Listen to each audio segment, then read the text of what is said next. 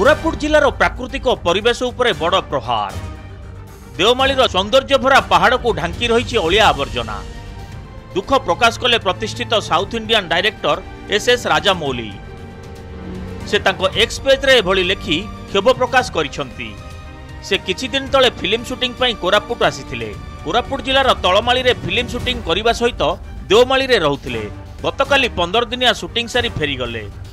एक सुंदर प्राकृतिक शोभाराजी रे भरपूर देवमाली तांकु विभोर करथिबा बेले विभिन्न स्थान रे अलिया आवर्जना सहित प्लास्टिक बोतल पड़िथिबा दृश्य तांकु कष्ट देइछि। ताहाकु से तांको एक्स पेज रे लेखिबा सह गोटे वीडियो मध्य पोस्ट करिसंती।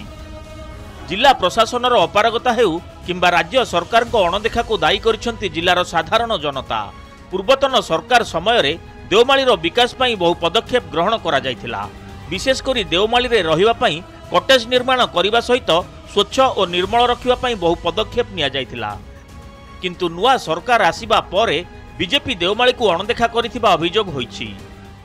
कोरापुट जिला गर्व करुछि जे देवमाली भलिया गुडी पर्वत ता मध्य भीतर रहिछि बिली एवं देवमाली जो पुराना सौंदर्य रहिथिला आगुरु जो सौंदर्य रहउतला मु तो अनुमान करुछि वर्तमान से सौंदर्य धीरे धीरे लोप पाइबाक बसिलानी। राजामौली आसी चलचित्र निर्माण कले बहुत खुशीर कथा, आम जिला पई गर्वर कथा। किंतु से जीवा परे ट्वीट करिसंती अति निंदनीय कथा। प्राय 8-9 मास हेलानी गोटे नुआ सरकार ओडिसा रे गठन होई सारिछि एवं से परिवेश सुरक्षा पई चारिआडे डिंडिम पिटुची। ओडिया अस्मिता को बजाय रखिबा पई मध्य बड़ बड़ बास्फोट मारुचंती से माने एवं परिवेश जदि सुरक्षा आपण माने करि पारु नांदी काहे कि से बळी पदक्षेप नउचंती आपण माने जे एठी जिला प्रशासन दायित्व न लोक को छाडी दियंतु।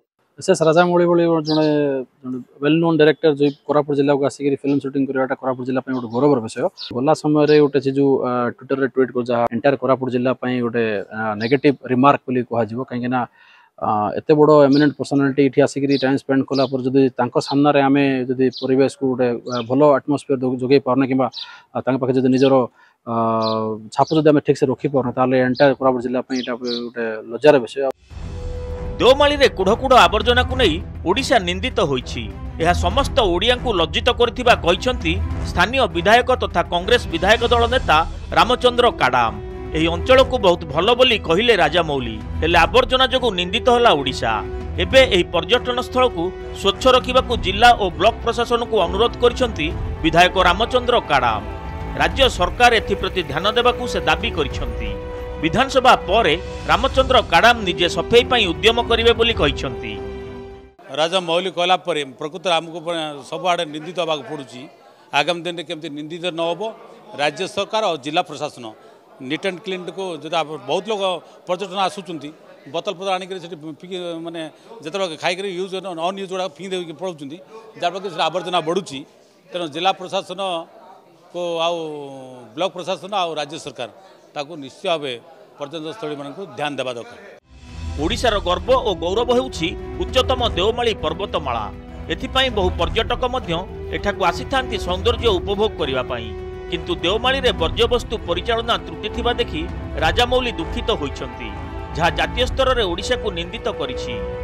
जयपुर ऋषिकेश मिश्रଙ୍କ सह भुवनेश्वर मलयरंजन महांती रिपोर्ट, नंदीघोष टीवी।